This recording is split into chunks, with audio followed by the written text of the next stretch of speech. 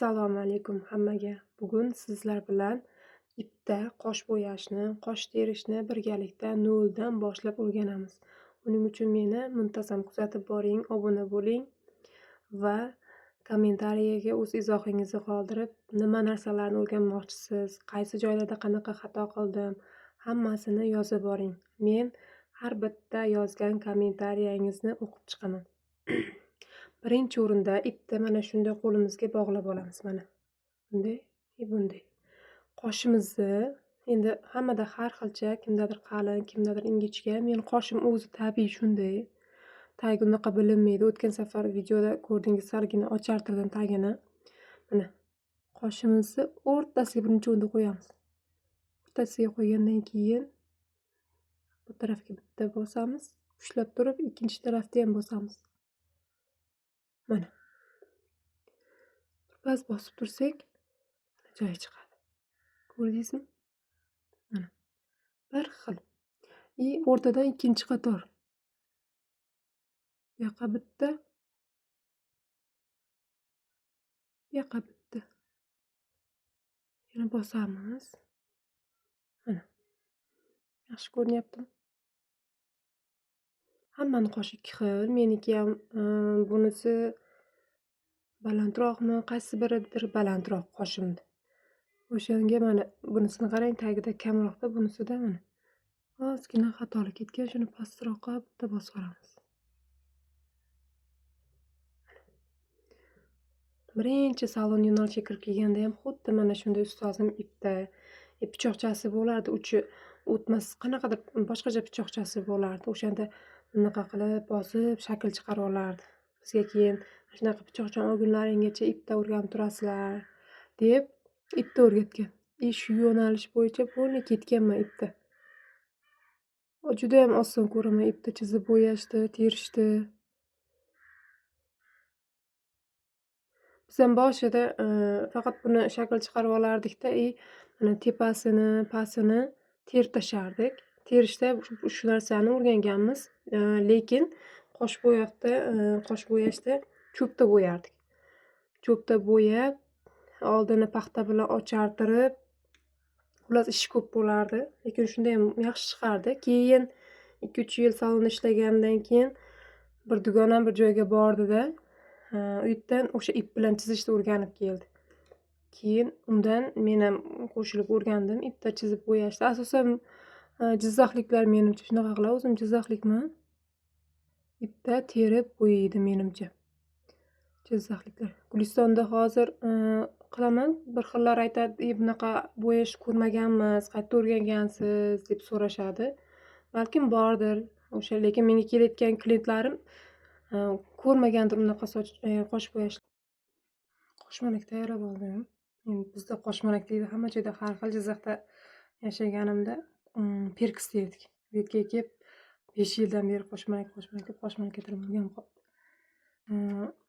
Buni endi qosh bo'yab, kimgadir kim bilandir ishlamoqchi bo'lsangiz, birinchi o'rinda ustozim aytardi, ko'zingizni o'rgating derdi. Qancha ko'zingiz yaxshi o'rgansa, keyin bemalol birovda qisib qo'ysangiz bo'ladi derdi-da.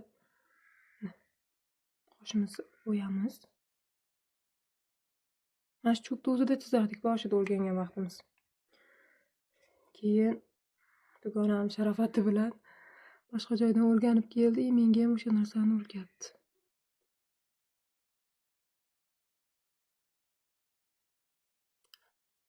Deb botirib olamiz-da. Deb botiramiz, mana ko'rib tursangiz, bitta bor. O'sha ipni endi mana oldiga olib kelib olamiz chiziqdan. Bostirgan joyimizda.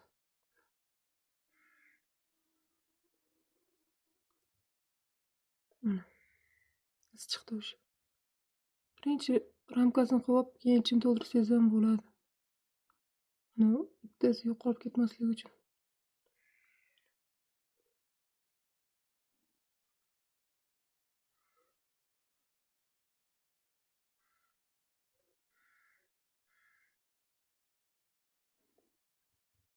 Shu tagi chiqqanicha endi ustiga qilamiz.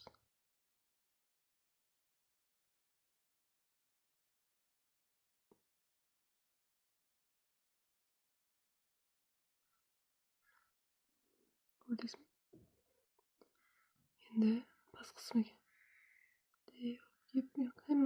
hammani qoshi har xil. Meniki sal oysimon. Kimdirlar koreys qosh xohlasa, o'tgan safar videoda ko'rsatdim. Tekisroq olib boramiz uchun. Ancha shakl chiqdi. Endi birinchi navbatda oldini ochiq qo'yib olsak, tenif effekt chiqadi oldidan. Ozgina yuqi tegsa bo'ldi oldiga. Chunki oldi to'g'ri burchak bo'lib bir ramka bo'lib qolmasligi kerak-da.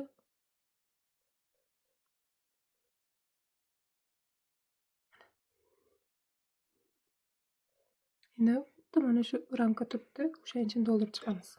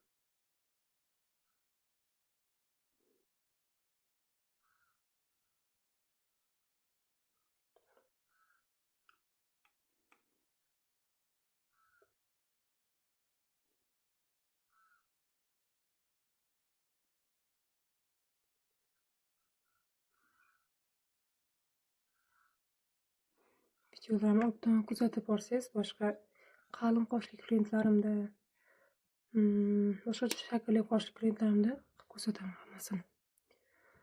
Buning uchun menga obuna bo'ling, kuzatib boring.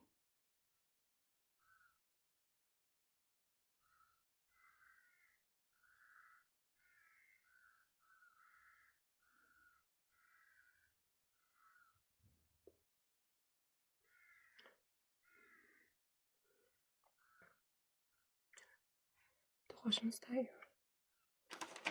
Oldini ozgina to'g'rilab olamiz. Och bo'lib chiqadi o'zi oldi. Kamera qo'yganingiz hisobiga.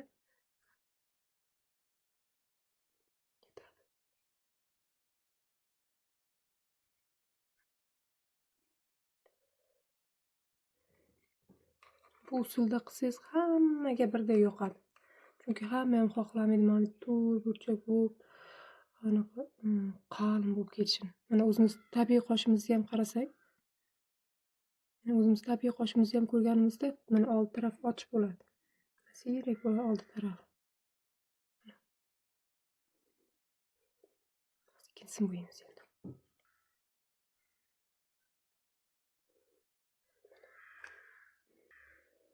Buni ham oldini o'chirib olamiz.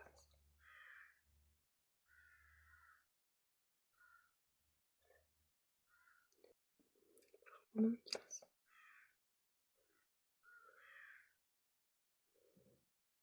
Och joylarga qo'shmaydi qilib chiqamiz.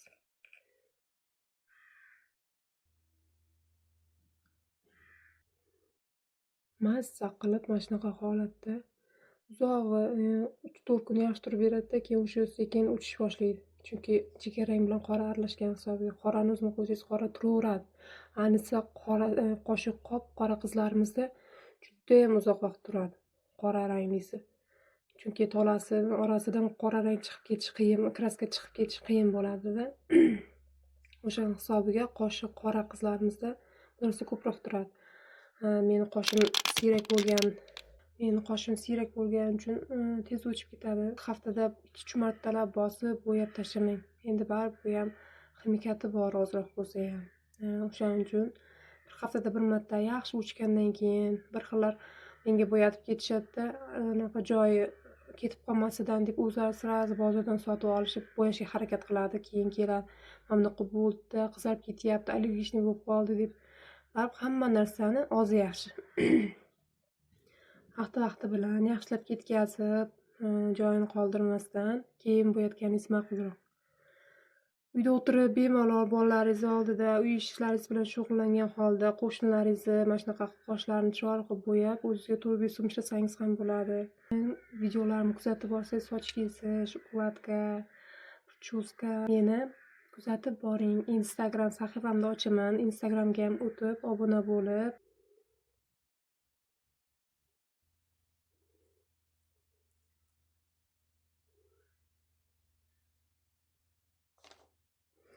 qoshimizni oddiy suvli paxta bilan o'chiramiz. Oddiy suvli paxta bilan o'chiramiz. Tagini toza qilganimiz hisobiga tiniq chiqdi, mana ko'rishingiz mumkin. Buni birinchi bu qoshimizni bo'yadik. Birinchi o'rinda bunisini o'chirishimiz kerak. Chunki buni birinchi o'chirib qo'ysak, bu qosh bo'ladi-da, keyin bunisi to'qib qoladi.